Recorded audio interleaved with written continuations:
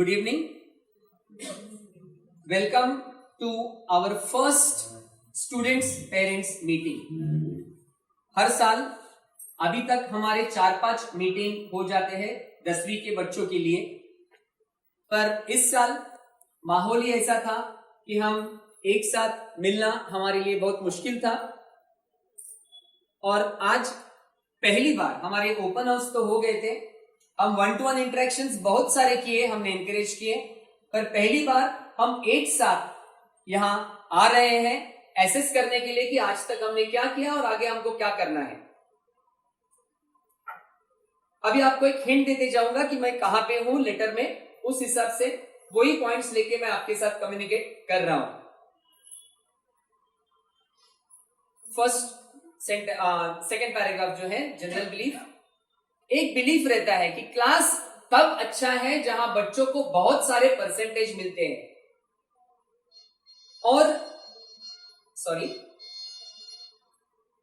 और ये एक ट्रेंड बन गया है। हर एक क्लास चाहता है कि अपने स्टूडेंट्स मैक्सिमम मार्क्स कमाएं।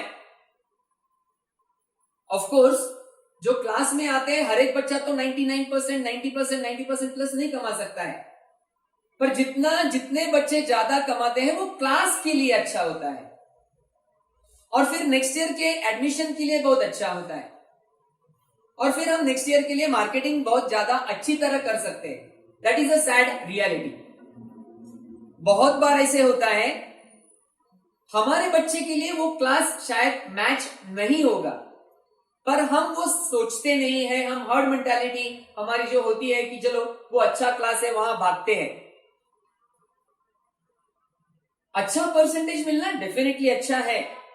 अगर एक क्लास में अगर अच्छे परसेंटेज आ रहे हैं तो उनका क्रेडिट है कि अच्छे परसेंटेज आ रहे हैं, मतलब वो मेहनत कर रहे हैं।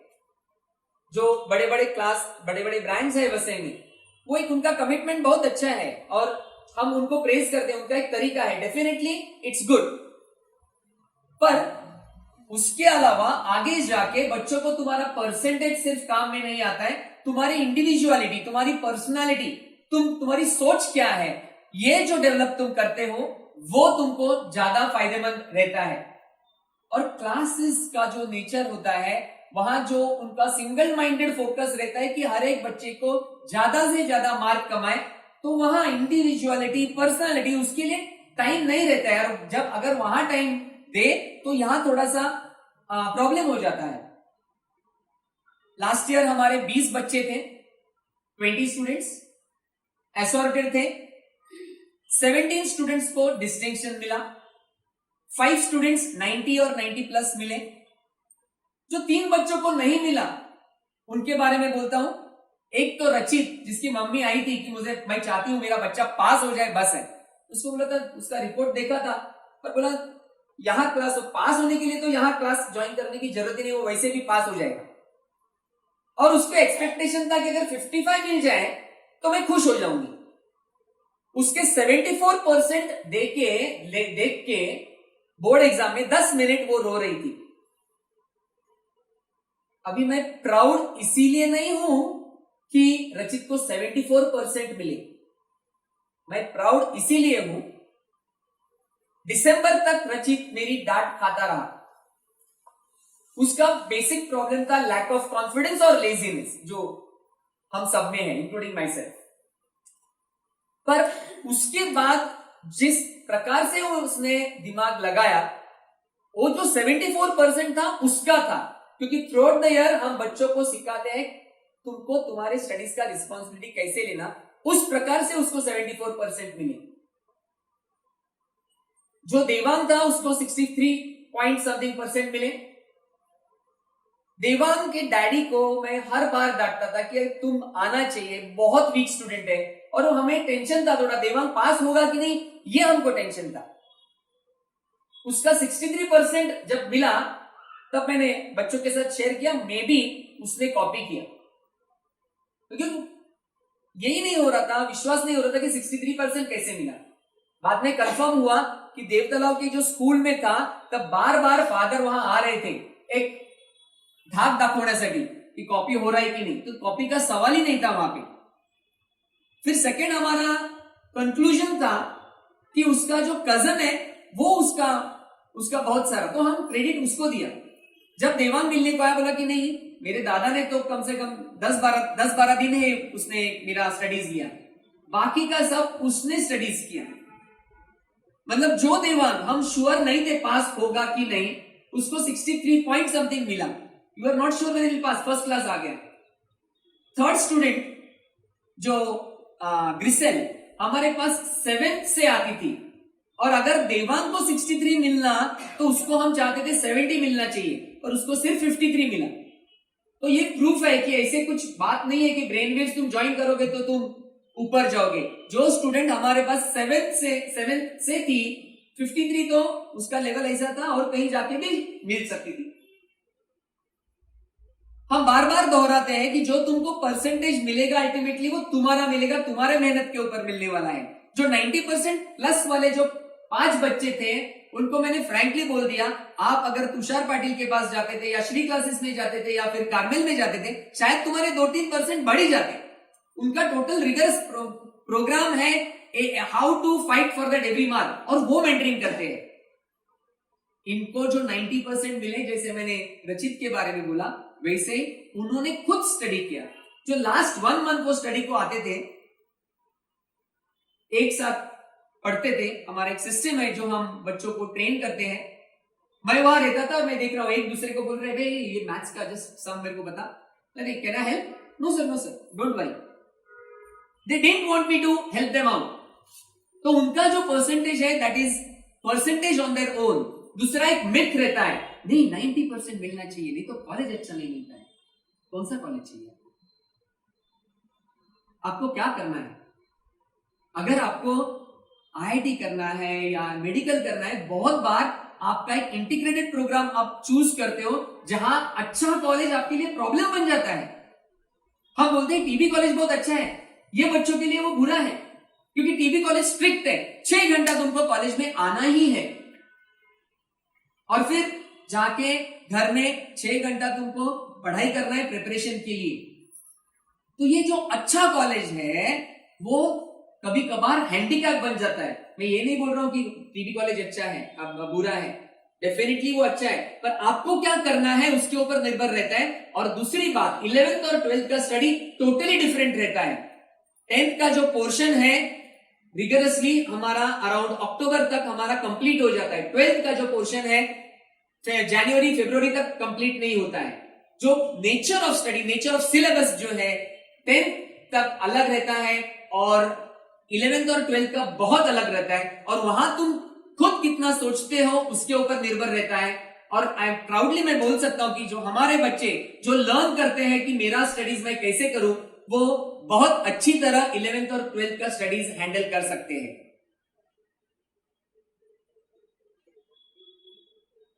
तो एट ब्रेन वेव्स हमारे 6 पॉइंट्स, हम क्या क्वालिटीज डेवलप करना चाहते हैं। मार्क्स तो ये डेफिनेटली हम टेस्ट लेते हैं, बार बार टेस्ट लेते हैं, करेक्शंस हो जाता है, वो तो आपको पता है।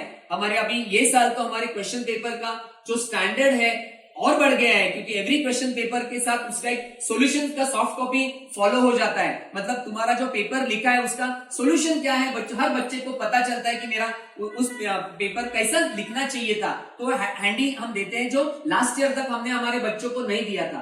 तो ये सब बेनिफिट है। तो उसके बावजूद हमारे लिए ज्यादा इंपॉर्टेंट क्या है? First point, understanding the subject matter. तुम क्या सीख रहे हो वो ठीक अंडरस्टैंड करो, first and foremost. Rote learning blah blah blah, rote learning करके तुमको परसेंटेज मिल जाता है। बहुत बार जब मैं उनको सिखाता हूं, उनको बताता हूं, ये अगर तुमने लिखा डेफिनेटली तुमको 5 मार्क्स मिल जाएंगे, पर ये अंडरस्टैंड करना ज्यादा इंपॉर्टेंट है। और इस तरफ हमारा ज्यादा ध्यान रहता है। स्टडीइंग रिस्पॉन्सिबली बहुत डिफिकल्ट है,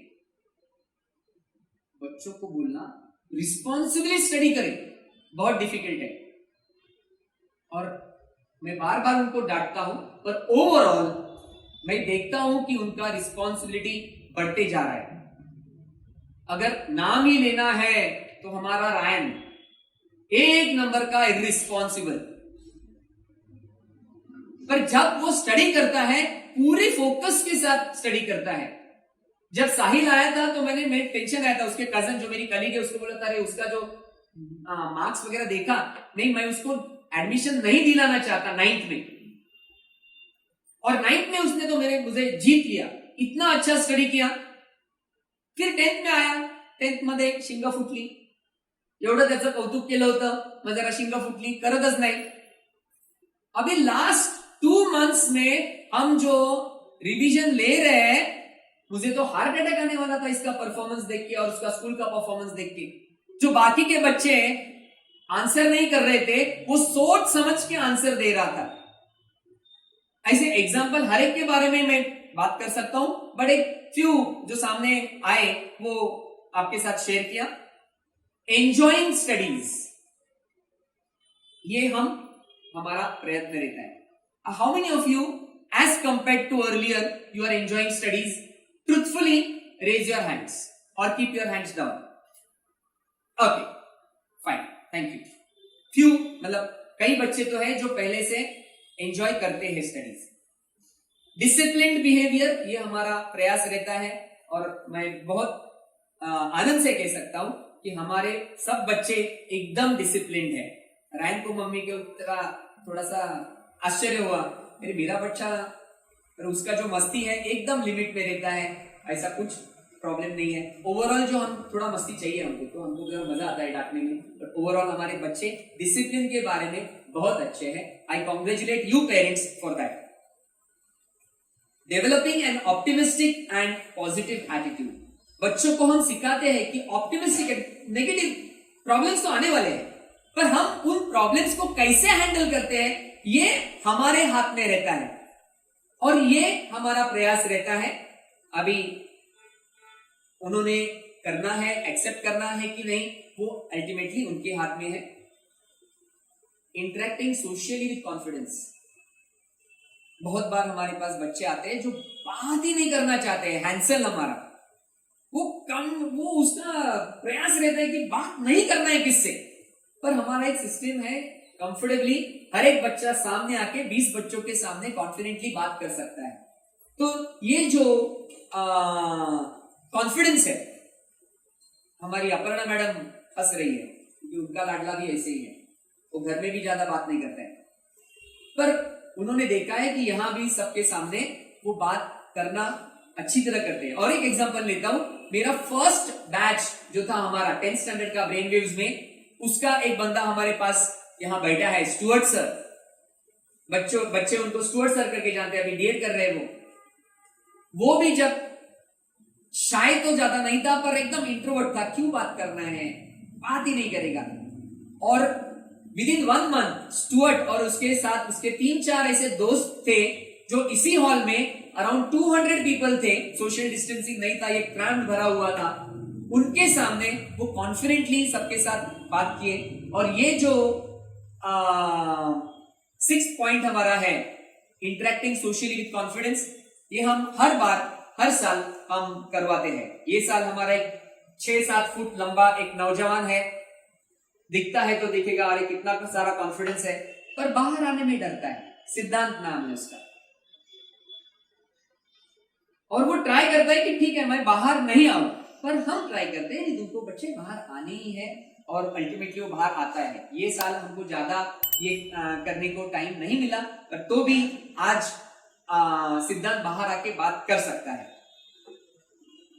as teachers and mentors we understand we have to ensure the following. हम टीचर्स भी है, सिर्फ टीचर्स नहीं, हम मेंटर्स भी है। मेंटरिंग क्या होता है? बच्चों को मेंटरिंग करना, प्रॉपरली गाइड करना, टीचर से ज्यादा रिस्पॉन्सिबिलिटी है। उसके लिए क्या क्या हमको करना है?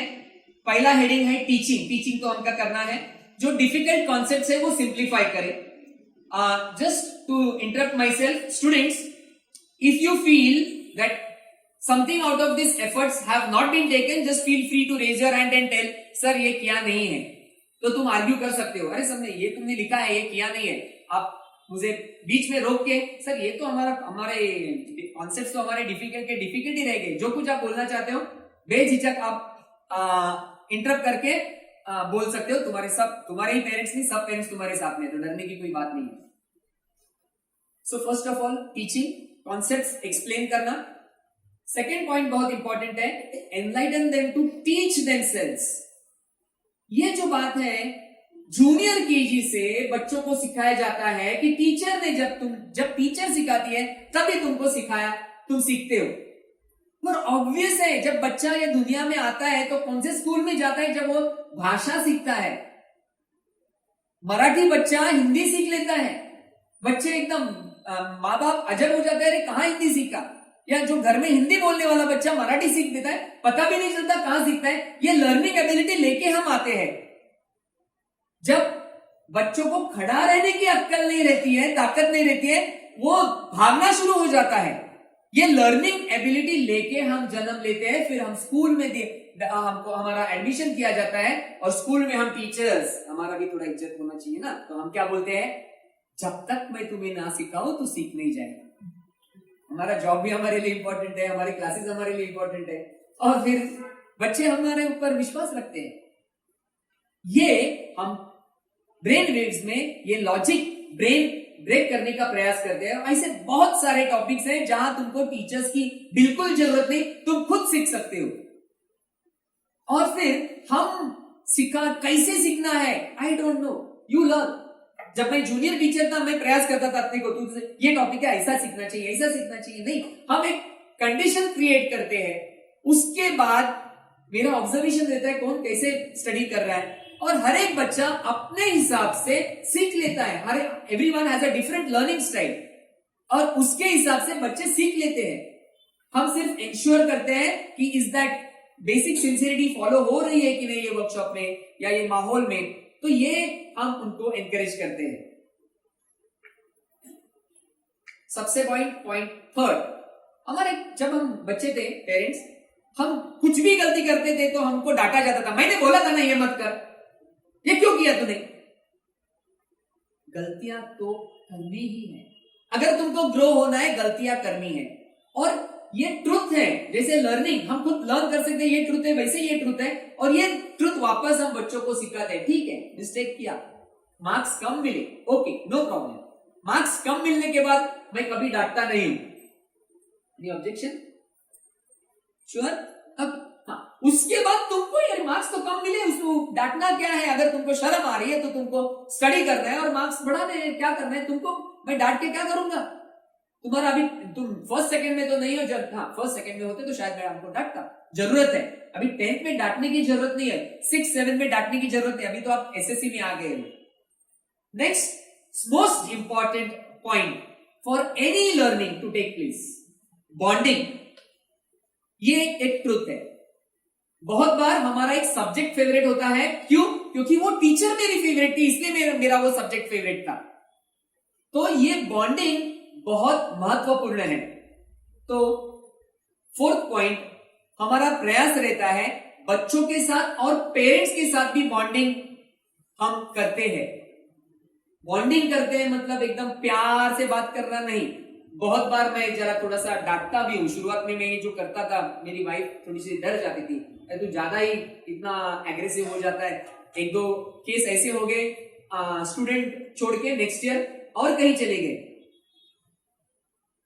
फिर मैं भी थोड़ा 3-4 दिन उसके ऊपर सोचा, फिर बाद में देखा ऐसे बहुत सारे पेरेंट्स थे कि जिनको मैं डांटता था या गुस्सा हो जाता था, या वो मेरे ऊपर गुस्सा हो जाते थे, पर वो तो छोड़ के नहीं, ईयर आफ्टर ईयर हमारे पास ही आते हैं। तो ठीक है, you can't make everyone happy. और ये जो बॉन्डिंग है ये ट्रुथ के ऊपर डिपेंडेंट है। अगर मुझे तुम्हारे बारे में कुछ अच्छा नहीं लगा, मैं आपको बोल दूंगा। तुमको अगर मेरे बारे में कुछ अच्छा नहीं लग रहा है, आप क्रिटिसाइज कर सकते हो। बच्चों को हम एनकरेज करते हैं, अगर तुमको अच्छा नहीं लगा, you can criticise me, you can talk to me the way you want, express yourself very clearly, absolutely fine. और वही जब पेरेंट्स एक्सप्रेस करते हैं, हमको अच्छा लगता है। बहुत बार तन्मय के मम्मी का और मेरा झगड़ा बहुत हो गया है, पर हमको तन्मय की मम्मी बहुत अच्छी लगती है, because she speaks out her mind. बहुत बार लगता है मम्मी ऐसा कैसा बात हो रहा है, but she speaks out her mind, we like that. That is, ये हमारा बॉन्डिंग, पेरेंट्स के बीच में बॉन्डिंग, ये हमारे बच्चों के लिए भी बहुत इंपॉर्टेंट रहता है। फिफ्थ पॉइंट, फ्रेंडली भी होना है और डिसिप्लिन्ड भी होना है। हमारे कई सारे बच्चे 8 से यहां आते हैं, खास करके जो लड़कियां हैं, प्रांजल, जिताली और दिव्यल, मतलब उनका तो ये हो गया था की आम्ही तर सरांच्या लाडक्या. मैं बहुत बार जेरॉल्ड सर, मिस मुझे कंप्लेन करते थे, अपर्णा मिस तुम्ही या मुलींना डोक्यावर बसून ठेवलंय. 8 में थे तो लाड प्यार हो जाता था, पर 10th में देखा उनको गुस्सा आ गया. एक ऐसा एक पीरियड आ गया जो एकदम उन्होंने सर एक अलग से देखा, उनको डांटा तो नहीं पर एक अलग से देखा, उनको गुस्सा आ गया थोड़ा सा. तो ये जो बैलेंस है, जब मैं देख रहा था ये जो लाड प्यार उनके डोक्यात हवा भरती है and they are going wayward, it is my duty to bring them, not to scold them. वो जो रैपो कम किया उनके लिए, उनको अगर गुस्सा आया एब्सोल्युटली फाइन. जब वो बड़े हो जाएंगे उनको उसका पता चल जाएगा. कदाचित तुमच्याकडे कंप्लेन केली असेल, सर असे अगोदर चांगले होते आता वाईट झालेत वगैरे, तर ते ठीक आहे, तुम्ही काय माझ्या वतीने एक्सप्लेन करायचं नाही. I always tell the parents please don't defend me. अगर बच्चे आके आपको मेरे बारे में, हमारे बारे में कंप्लेन करते हैं, क्लास के बारे में कंप्लेन करते हैं, बहुत बार पेरेंट बहुत बड़ी गलती करते हैं, हमारे ऑन बिहाफ ऑफ अस वो डिफेंड करने जाते हैं. नहीं करना चाहिए आपको सिर्फ उनको सुन लेना चाहिए, एक्सेप्ट कर लेना चाहिए और फिर फाइंड आउट करना चाहिए. हो सकता है हमारी गलती है, तो वो क्या बोल रहे हैं फोन करके आप पूछ सकते हो, आके पूछ सकते हो. Next point is mentoring. जो मैंने बोला, हम टीचिंग के बियॉन्ड जाते हैं. मेंटरिंग, हम बच्चों को कम्युनिकेट जब करते हैं, हम उनको एहसास दिलाते हैं कि तुम अब बच्चे नहीं रहे. 8th में तुम छोटे बच्चे थे, 10th में now you are young adults, next year you are going to face the world, और तुम अब ना समझ नहीं हो. ये हिसाब से हम उनके साथ इंटरेक्ट करते हैं. जब स्टडीज रहता है तो एक नेगेटिविटी रहता है, स्ट्रेस है, फियर है, एंजाइटी है, एंगर है. हम इन नेगेटिव इमोशंस को पॉजिटिव इमोशंस में रिप्लेस करने का प्रयास करते हैं. Joy, positivity, a sense of achievement. मैं स्टडी क्यों कर रहा हूं, बहुत बार सब डांटते हैं, स्टडी कर स्टडी कर स्टडी कर स्टडी कर, तो स्टडी क्यों करना है, ये सेंस ऑफ अचीवमेंट देने का हम प्रयास करते हैं. 8th पॉइंट, ये करना जरूरी है. Listen to them patiently without giving them advice. मतलब उनके जो प्रॉब्लम है, बहुत बार प्रॉब्लम लेके आते हैं, हमको पता है ये ऑफ ट्रैक है, इसमें कुछ मतलब ही नहीं है, हमने भी वही गलतियां की थी उस उम्र में, उम्र की गलती है. तब नेसेसरी देता है कि उनको सुने बिना जजमेंटल हुए. और ये बहुत बार मेरे लिए बहुत डिफिकल्ट है ये, पर मैं बहुत बार ये प्रयास करता हूं. तो शायद maybe you may not agree. How many of you don't agree with that point? All agree? How many of you agree? Raise your hands. If you are not sure don't raise your hand, because I am myself I am not sure. Okay, ठीक है, अभी sir ही sure नहीं तो फटाक से हाथ नीचे गए. नेक्स्ट 9 पॉइंट और 10 पॉइंट है मोटिवेशन के बारे में. बच्चों को कंसिस्टेंटली 8th में जब बच्चे आते हैं उनको एक प्रकार का मोटिवेशन दिया जाता है. मुझे याद है आर्य ने एक बार 10th में शेअरिंग किया था. हम 8th मध्ये आल्यानंतर सर आम्हाला काहीतरी सांगायचे, अरे असं कर तसं कर तसं कर, मी डोक्यात शिरायचं नाही. मग ते त्याचा अर्थ मला हळूहळू 9th मध्ये समजायला लागला, 10th मध्ये पूर्णपणे समजलं कि ये कंसिस्टेंट मोटिवेशन, ये जो है ये हमारा टोटल रहता है, स्टोरीज रहते हैं, मेरा खुद का एक्सपीरियंस रहता है, या बच्चों में जो हम ऑब्जर्व करते हैं वो लेके हम उनको मोटिवेट करने का प्रयास करते हैं. 10th point, self improvement. आपण मुलांना तर शहाणपणा शिकवतो, तुम्ही सुधारायला पाहिजे, तुम्ही हे करायला पाहिजे, तुम्ही ते करायला पाहिजे, पण माझं काय, मला 35-40 वर्ष झाली, मी आता मला एवढा काय ते एक्सपिरियन्स आहे, तर मी शहाणा झालो का नाही? Even today I have to learn. कारण जसा काळ बदलतोय तशी मुलं बदलतायत, आणि जशी मुलं बदलतायत तसं आपल्याला चेंज होणं गरजेचं आहे. एक ह्या रविवारी मी माझ्या एका पुतण्याला भेटलो. तो ही is a professor in Saint Xavier's. So just imagine, in chemistry. So definitely a very brainy guy and with a lot of beliefs. त्याला माणसं जास्त आवडत नाही.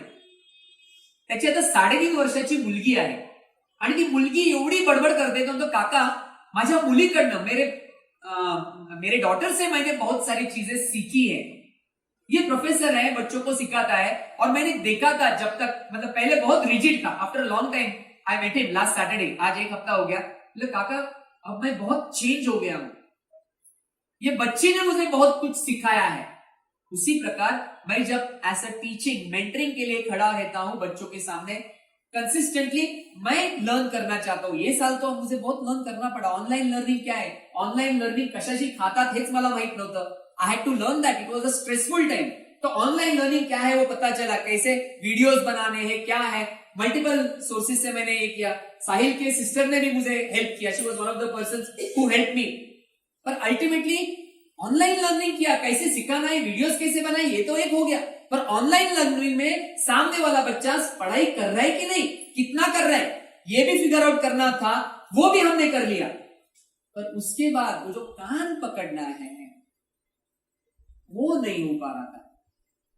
वो ऑनलाइन से उसका कान कैसे पकड़े.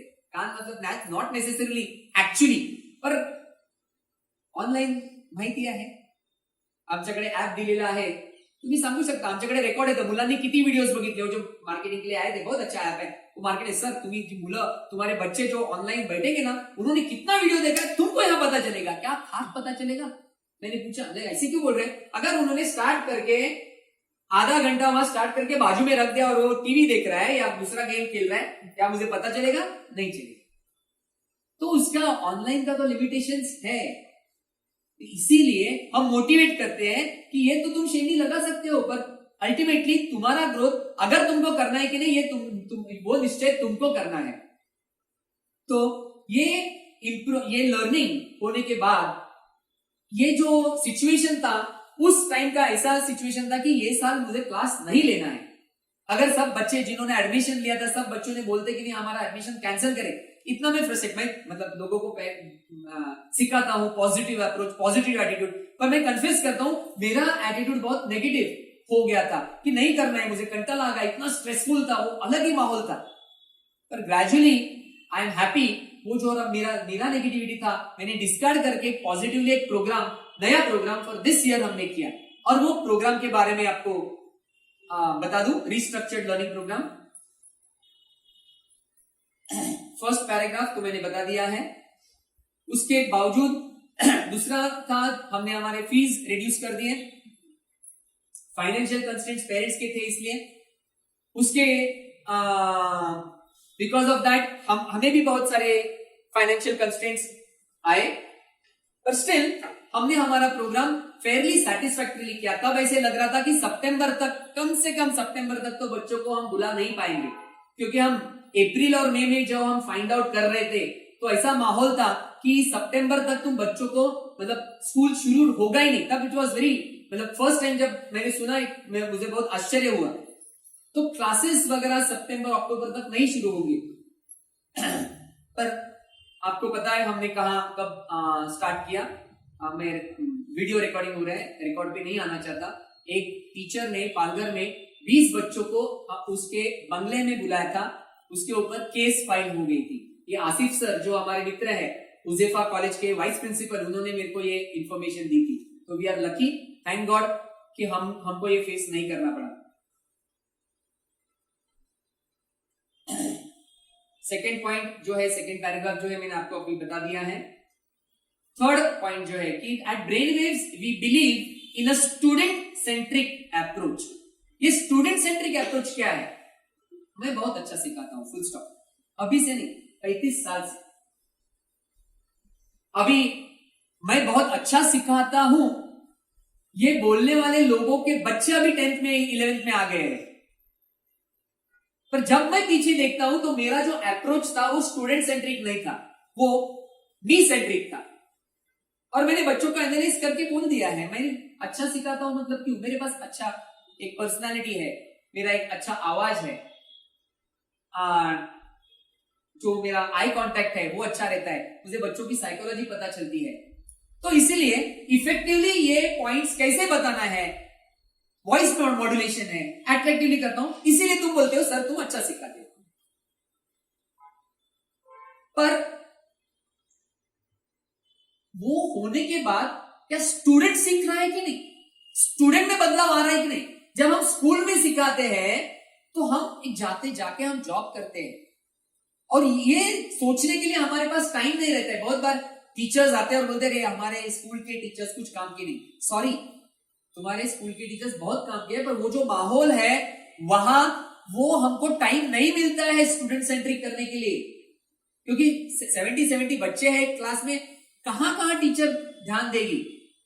यहां स्टूडेंट सेंट्रिक मतलब क्या स्टूडेंट एक्चुअली सीख रहा है, कितना सीख रहा है, और अगर नहीं सीख रहा है उसके लिए हम क्या कर सकते हैं। जो ऑनलाइन लर्निंग हमने इनिशिएट किया इनिशियली अप्रैल और मई में, हमको ये पता चला कि हम सिखा तो रहे पर बच्चे ऑफ ट्रैक जा रहे हैं, और अगर ऑफ ट्रैक जा रहे हैं तो उनको कैसे खींचना है ये हमको डिफिकल्ट जा रहा था। इसीलिए उसके बाद 9th के हमारे 12 बच्चे आए थे, एक एक करके कोरोना की वजह से डर के घर पे बैठे। अभी हमारे पास सिर्फ 9 बच्चे हैं, 8 के सिर्फ 5 बच्चे थे, और बहुत सारे हमारे पूछ लेते ऑनलाइन शुरू करो, ऑनलाइन शुरू, बाकी की क्लासेस ने शुरू कर दिया, हमारे एडमिशन डबल ट्रिपल हो जाते। पर हमको पता है, उनको बोला ठीक है कोई बात नहीं, 1 साल घर बिठाओ, ये ऐप है, ऑनलाइन लर्निंग करना है, ऑनलाइन से भी इफेक्टिव जो ऐप है नवनीत का ऐप है उसके ऊपर आप सीख लो, नो प्रॉब्लम। आपको क्वांटिटी नहीं बढ़ानी है, क्वालिटी हमारी मेंटेन की है, और जो बच्चे कम थे that was fine for us. तो मॉडिफाइड स्ट्रक्चर पहले क्या था, पहले पोर्शन लेक्चर्स, ये जो ऑनलाइन लर्निंग था, ऑनलाइन में हम पहले वीडियोस बना के भेजते थे, फिर हमको एक बहुत अच्छा ऑप्शन मिल गया और वो था top scorer app. Top scorer app मैं लास्ट 10 इयर्स मेरे स्कूल में यूज करता हूं, सेम प्रोग्राम है। इनफैक्ट 9 साल पहले से वो जो उनका जो प्रोग्राम था वो बहुत लेस यूजर फ्रेंडली था और बहुत अच्छा यूजर फ्रेंडली हो गया है। 8-9 साल पहले मेरे क्लास के लिए हमको चाहिए था, तब उसका कॉस्ट उन्होंने कुछ 85-90,000 बोला था। अभी यही जो प्रॉब्लम आपके मोबाइल्स में है, अगर मैं ऑफिशियली क्लास के लिए ले लूं, क्लासरूम में सिखाने के लिए मुझे 40,000 पे करना पड़ेगा। 40,000 that is the value of that app, क्योंकि वो प्रोफेशनली बनाया गया है। और वही ऐप 2000 में रिटेल में 2-3 साल से 4-5 साल हो गए वो बेच रहे हैं। तो उनको मैंने बोला कि हमको प्रोजेक्टर नहीं चाहिए, तो ये ऑफिशियल है, आप एक हर एक जो बच्चे यूज करते हैं उसका रिकॉर्ड हमको दिया जाता है, और उनका सपोर्ट बहुत अच्छा है because it is backed by Navneet publications. तब एक एडिशनल एक ऐप दिया था हमने, यूनिक ने डेवलप किया हुआ, क्योंकि हमको पता नहीं था, ठीक है चलो इसमें जो कुछ शॉर्टफॉल है, वो दूसरा ऐप था 2000 का यूनिक का ऐप स्पीड रिवीजन, वो भी ऐप दिया जिसमें इनबिल्ट टेस्ट्स है, बहुत सारे फीचर्स हैं, वो तुम फास्ट फॉरवर्ड करके देख सकते हो, स्लो करके देख सकते हो, पॉज करके देख सकते हो, अगर नेट नहीं है तो डाउनलोड करके ऑफलाइन जाके तुम देख सकते हो। और ये थरली प्रोफेशनली मेड ऐप है। उनका जो मेन डेवलपमेंट सेंटर है परेल में है। जब मैं स्कूल में था तब वो जो जॉन करके है जो मेन है इसका जो प्रोजेक्ट देखते हैं, उन्होंने मुझे रिक्वेस्ट किया था, क्योंकि हमारे स्कूल में सेंट ब्लेज में जहां हमारे साहिल की कजन है, I was the only one who was using that right from the beginning, eSense जो था। और मेरा एक्सपीरियंस क्या है इसके लिए 2-3 टीचर्स अलग अलग जगह से बुलाए गए थे, तो तब मैंने देखा उनका कितना इंटेंसिटी सी वो डेवलप कर रहे हैं। तो अभी तो वो बहुत यूजर फ्रेंडली हो गया है। बच्चों ने तो यूनिक का ऐप तो ज्यादा यूज ही नहीं किया, शुरुआत में किया होगा, बाद में यूज नहीं किया। Top scorer was sufficient. अभी ये टॉप स्कोरर देखने के बाद 90% तो तुमको समझ में आ जाता है, पर मैथ्स जो होता है, कई टॉपिक्स तो बहुत अच्छी तरह टॉप स्कोरर में तुम सीख सकते हो, पर कई टॉपिक्स हैं टॉप स्कोरर आपको सिखा नहीं सकता है। साइंस के कई टॉपिक्स है आपको सिखा नहीं सकता है। ग्रामर जो इंटीग्रेसीज ऑफ ग्रामर है वो विद एग्जांपल्स आपको आमने सामने ही सीखने हैं, और वो जो कॉन्सेप्ट्स है आमने सामने बच्चों को बुला के वो हमने कॉन्सेप्ट्स क्लियर कर लिए। वो तो सेकेंड पॉइंट था। उसके बाद हमारा ब्रेनवेव्स का फेमस सेल्फ स्टडी सेशंस। बहुत सारे टीचर्स बहुत सारे क्लासेस में जाते हैं और हमारे क्लास में आ जाते हैं और हमारा सेल्फ स्टडी सेशन देखते हैं तो अचंभित रह जाते हैं कि ऐसे स्टडी करते हुए बच्चों को हमने देखा ही नहीं। जब हमारा सेल्फ स्टडी रहता है 40 मिनट्स का अगर सेल्फ स्टडी है तो बच्चे सिर्फ सेल्फ स्टडी करेंगे, बात नहीं करेंगे, टोटली फोकस्ड रहेंगे। शुरुआत में जब उनको प्रैक्टिस नहीं रहती है तो शुरुआत में बात करते हैं मिस सर, उसका नहीं, I want this I want that, नहीं। उस 40 मिनट्स में आपको किसी के साथ कम्युनिकेट नहीं करना है, टीचर के साथ भी नहीं, और वो एक अलग माहौल क्रिएट हो जाता है। इसी के ऊपर हूं तो मैं एक्सपीरियंस बता दूं। लास्ट ईयर के हमारे बैच, लास्ट ईयर के लिए हमने लेस्टर सर जो ऑगस्टिन्स में इंग्लिश के टीचर है उनको यहाँ इन्वाइट किया था, और तब अपर्णा मैडम शायद एब्सेंट थी या संपदा मैडम एब्सेंट थी, तो उनको हमारे 8-9 के क्लासेस वहां थे और 10th का क्लासेस यहाँ होने वाला था वो रूम में। तो लेस्टर सर को मैं यहाँ 3 बजे आया, उनको स्टार्ट करा के दिया। मैंने बोला अभी मैं 6 बजे आऊंगा डायरेक्टली, और उनको 10 मिनट का ब्रेक आपके हिसाब से आप दे दो। और उनको मैंने पहले रिक्वेस्ट किया था कि 9th के भी बच्चे वहां उनको ज्वाइन करेंगे। 9th के मतलब अभी जो हमारे 10th में आए वो, तो उन्होंने नहीं 9th के बच्चे नहीं चाहिए, क्योंकि क्या है ना 10th के बच्चे जब 9th के लड़कियों को देखेंगे ना वो डिस्ट्रैक्ट हो जाएंगे, मेरे लिए प्रॉब्लम हो जाता है। उसके ऊपर मैंने कुछ कमेंट नहीं मारा। हमारे 10th के बच्चे 20 थे, 10 बॉयज 10 गर्ल्स। मैं 6 o'clock को आने के बाद उन्होंने मेरे को फीडबैक दिया, मैंने उनको 10 मिनट ब्रेक दिया था। मैंने देखा लड़कियां और लड़कियां आपस में बात कर रहे हैं, तो उनको कुछ वर्क दिया था, मैं चेक कर रहा था और मेरी एक नजर वहां थी। ये बहुत इंपॉर्टेंट रहता है जब बच्चे आते हैं, बॉयज गर्ल्स का क्या चल रहा है, ये एक बड़ा टेंशन होता है हम टीचर्स के लिए, और वो एक रिस्पॉन्सिबल टीचर है, उस हिसाब से वो नजर रख रहे थे। और मतलब 2-4 मिनट में मैं देख रहा था बॉयज एंड गर्ल्स बात तो कर रहे हैं, पर उनका एकदम मतलब जो उनका हेल्दी रिलेशनशिप है उन्होंने तो ऑब्जर्व कर लिया, फिर वहां से नजर उठाई और अपने काम में देखना शुरू कर दिया। और फिर देखा बच्चे अंदर आने लगे, घड़ी देखा बस एग्जैक्टली 10 मिनट्स हो गए थे।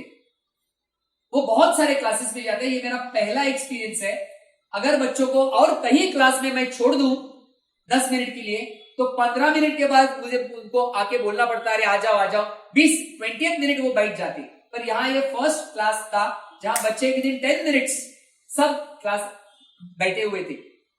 और उनको मैंने तब बताया कि जो आपने हेल्दी रिलेशनशिप बॉयज और गर्ल्स का देखा, अगर 9th के बच्चे भी आते तो भी वो जो बॉयज और गर्ल्स है वहां आपको कुछ ऑड नहीं लगता। वो एकदम हमारा जो एटमॉस्फेयर है बहुत अच्छा है, जो मैंने बॉन्डिंग में एक्सप्लेन किया वो। सो 4th पॉइंट है टेस्ट, जो आप सबको पता है इस प्रकार से कंडक्ट किए हैं। 5th पॉइंट, ये साल पहली बार हमने around 1 month additional learning revision का एक सेशन लिया, जहां हमने पूरा पोर्शन वंस अगेन कवर किया। तो वंस अगेन कवर किया मतलब सिखाना नहीं शुरू किया, पर उसके ऊपर एक टच कर दिया। ये जो बेनिफिट है ये पहली बार हमारे बच्चों को मिला है। लास्ट ईयर हमारे 5 बच्चे थे जिनको 90% प्लस मिले। ये साल सबको 90% मिलना चाहिए, क्योंकि हमारी तरफ से तो हमने कंपेयर टू लास्ट ईयर बहुत सारा काम किया है। आपको यहाँ बुलाने का हमारा प्राइमरी रीजन ये है, लास्ट ईयर का जो हमारा रिजल्ट है उसके हिसाब से हमने ये साल ज्यादा काम किया है। ये साल आपको ज्यादा टाइम मिल रहा है सीखने के लिए, तो now the responsibility is on you students. वापस मैं दोहराना चाहता हूं कि we are the only ones जो जून से हमारा एक अलग प्रोग्राम है। तब माहौल ऐसा था, घर के बाहर कदम रखना डरते थे लोग। तब की बात छोड़ो, अभी हमारा स्टूअर्ट बीएड कर रहा है, उनसे कंसेंट लेटर मांगा था। अभी तो 4 साल पहले उनका 10th हो गया, तो प्रेटी रिस्पॉन्सिबल होना चाहिए। आप कहीं भी जाओ, लॉकडाउन कहीं लगता ही नहीं है। जब कंसेंट लेटर मांगा, 50 में से ऑन द फर्स्ट डे सिर्फ 6 या 7 बच्चे आए थे। मतलब आज भी ऐसे कई बच्चे हैं जो घर के बाहर उन्होंने कदम नहीं रखा। और तब आप सब पेरेंट्स ने एक डिसीजन लिया, एक फर्म डिसीजन लिया, उसके because of that we could conduct this programme. So a big hand to your parents, my dear students.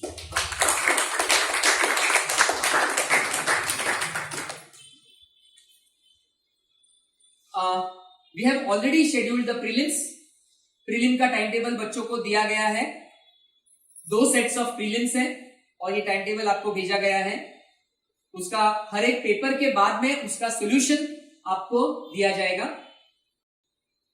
थोडंसं नाजूक मॅटर परत, प्रांजलला खूप राग येतो जेव्हा मी बोलतो फीसचं डिस्काउंट दिला। सुरुवातीला आय टू एम्फसाइज दॅट, मी त्यांना सांगायचो आता तुम्हाला ऍप दिलेला आहे, तुम्हाला 25% डिस्काउंट दिलेला आहे, आता माझी जबाबदारी संपली, आता अभ्यास करायचा तर करा, नाहीतर गेला पुढं। आता सर तुम्ही नेहमी हे पैशाचं काय ऐकवता, but let me share, this was a real challenge this year for us. Every year हमारी एक दिवाली पार्टी होती है, हमारी एक क्रिसमस पार्टी होती है, सेंड ऑफ पार्टी होती है, वो फ्रिल्स हमने कट कर दी। जब हमको बच्चों को बुलाना पड़ता है तब हमारा मीटर शुरू हो जाता है। और जो हमने एक निश्चय लिया था, वी स्टेड बाय दैट। मतलब खास करके I am happy to share with you कि 3 पेरेंट्स खास करके हमको आए थे मिलने के लिए। जब मिलने को आए थे कि सर आपने वो डिस्काउंट दिया, अभी आप स्क्रैप कर दो, तब डिस्काउंट लिया था, आपको लगा था कि सितंबर तक बुलाना नहीं है तो आप फुल फीस ले लो, और हमारा नाम मत बताओ, नहीं तो फिर जो देना नहीं चाहते उनको गुस्सा आ जाएगा। तो नहीं ठीक है, एक बार जुबान दे दिया है तो जुबान दे दिया है।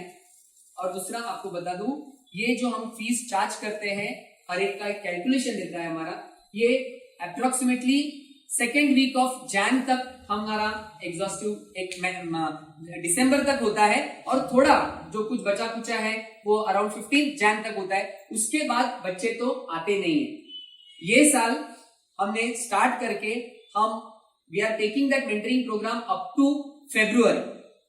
अभी ऐसे बताया जा रहा है कि मई में एग्जाम्स होने वाले हैं। अभी मार्च और अप्रैल में बच्चों आपको आपका स्टडीज हैंडल करना है। हमारा कमिटमेंट जो है जनवरी तक था, 1.5 मंथ एक्स्ट्रा हमने किया है। जो फाइनेंशियल कंस्ट्रेंट है वो भी आपको समझना चाहिए, वो बेयर करके हमने लिया है, आगे आपकी जिम्मेदारी है, आपको करना है। All the very best for the exam preparation.